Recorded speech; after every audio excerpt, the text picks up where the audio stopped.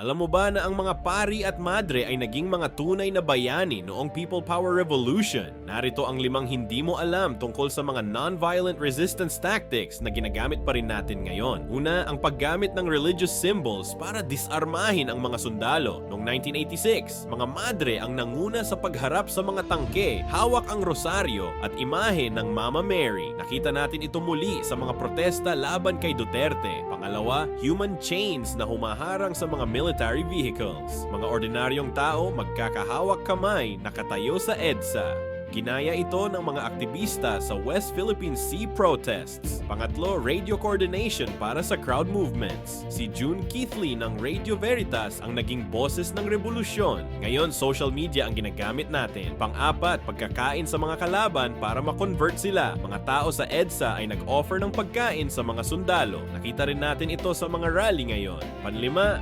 strategic occupation ng mga symbolic locations. Hindi lang EDSA, pati Malacanang at Camp Crane. Lesson, ang people power ay hindi nagtapos noong 1986. Patuloy pa rin nating ginagamit ang mga taktikang ito. Ano ang protest tactic ang pinaka-effective sa tingin mo?